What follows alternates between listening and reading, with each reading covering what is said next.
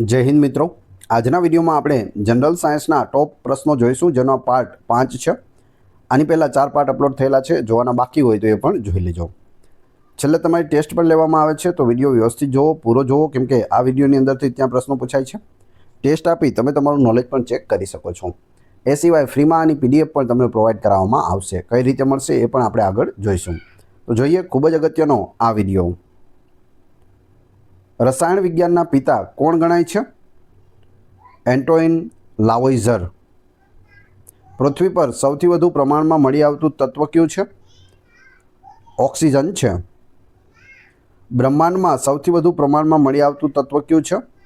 Hydrogen છે। પૃથ્વીના પોપડામાં સૌથી વધુ પ્રમાણમાં કયું ધાતુ તત્વ મળી આવે છે? એલ્યુમિનિયમ મળી આવે છે। માનવ શરીરમાં સૌથી વધુ પ્રમાણમાં કયું તત્વ મળી આવે છે? ઓક્સિજન મળી આવે છે। પ્રવાહી સ્વરૂપે રહેલી ધાતુ કઈ છે? મર્ક્યુરી એટલે કે પારો છે। પ્રવાહી સ્વરૂપે રહેલી અધાતુ કઈ છે? બ્રોમિન છે। કયું તત્વ હીરા અને ગ્રેફાઇટ બંનેના સ્વરૂપમાં મળી આવે છે? તો એ છે કાર્બન। સૌથી હલકું તત્વ કયું છે? હાઇડ્રોજન છે।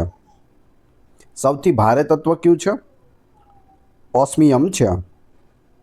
પરમાણુના મુખ્ય કણો ક્યાં ક્યાં છે? પ્રોટોન, ન્યુટ્રોન અને ઇલેક્ટ્રોન, આ ત્રણ છે તે મુખ્ય કણો છે। પ્રોટોનની શોધ કોણે કરી હતી? અર્નેસ્ટ રુથરફોર્ડ દ્વારા કરવામાં આવી હતી। ઇલેક્ટ્રોનની શોધ કોણે કરી હતી? જે થોમ્સન। ન્યુટ્રોનની શોધ કોણે કરી હતી? જેમ્સ ચેડવિક। આ ત્રણ છે તે વારંવાર પૂછાય છે શોધ, તો ખાસ યાદ રાખજો। કયા પરમાણુ કણ પર કોઈ વિદ્યુતભાર હોતો નથી? ન્યુટ્રોન પર હોતો નથી। પરમાણુનો પરમાણુ ક્રમાંક કયા કણની સંખ્યા દર્શાવે છે? પ્રોટોનની સંખ્યા દર્શાવે છે। પરમાણુ દળ એટલે શું? પ્રોટોન અને ન્યુટ્રોનની કુલ સંખ્યા। પ્રોટોન પર કેવો વિદ્યુતભાર હોય છે? ઘન વિદ્યુતભાર હોય છે। ઇલેક્ટ્રોન પર કેવો વિદ્યુતભાર હોય છે? ઋણ વિદ્યુતભાર હોય છે। કયું તત્વ પરમાણુ ક્રમાંકમાં પ્રથમ નંબર ધરાવે છે? હાઇડ્રોજન। પરમાણુનો કેન્દ્ર ભાગ કયા કણોનો બનેલો હોય છે? પ્રોટોન અને ન્યુટ્રોનનો બનેલો હોય છે। સમસ્થાનિકો એટલે શું? એવા તત્વો કે જેમનો પરમાણુ ક્રમાંક સમાન હોય પરંતુ પરમાણુ દળ છે તે અલગ હોય તેને સમસ્થાનિકો કહે છે। સમભારિકો એટલે શું? એવા તત્વો કે જેમનું પરમાણુ દળ સમાન હોય પરંતુ પરમાણુ ક્રમાંક છે તે અલગ હોય તેને સમભારિકો કહે છે। સમન્યુટ્રોનિકો એટલે શું? એવા તત્વો કે જેમાં ન્યુટ્રોનની સંખ્યા છે તે સમાન હોય। પરમાણુનું કદ શેના પર આધાર રાખે છે? ઇલેક્ટ્રોનની કક્ષા પર આધાર રાખે છે। આવર્ત કોષ્ટકની શોધ કોણે કરી? દિમિત્ર મેન્ડેલીવ દ્વારા કરવામાં આવી હતી। દિમિત્રી મેન્ડેલીવ। આધુનિક આવર્ત કોષ્ટક કયા સિદ્ધાંત પર આધારિત છે? પરમાણુ ક્રમાંક પર આધારિત છે। આધુનિક આવર્ત કોષ્ટક કોણે બનાવ્યું? હેનરી મોસ્લેએ બનાવ્યું છે। આવર્ત કોષ્ટકમાં કુલ કેટલા આવર્ત છે? 7 આવર્ત હોય છે। આવર્ત કોષ્ટકમાં કુલ કેટલા સમૂહ છે? 18 સમૂહ હોય છે। પ્રથમ સમૂહને કયા નામથી ઓળખવામાં આવે છે? આલ્કલી ધાતુઓ તરીકે ઓળખવામાં આવે છે। 18મા સમૂહને કયા નામથી ઓળખવામાં આવે છે?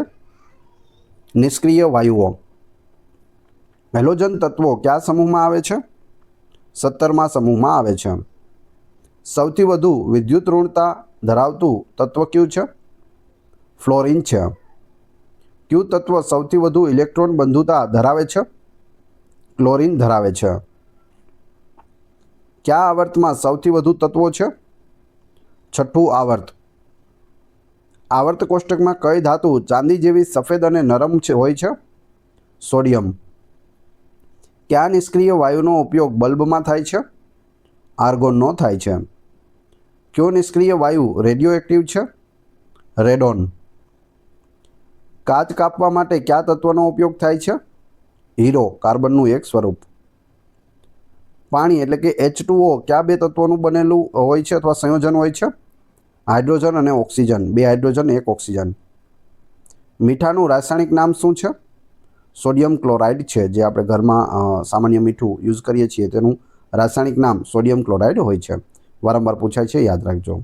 સૂર્યમાં ઉર્જાનો મુખ્ય સ્ત્રોત કઈ રાસાયણિક પ્રક્રિયા છે? Nuclear fusion. ઓઝોન વાયુ O3 કયા તત્વનો બનેલો છે?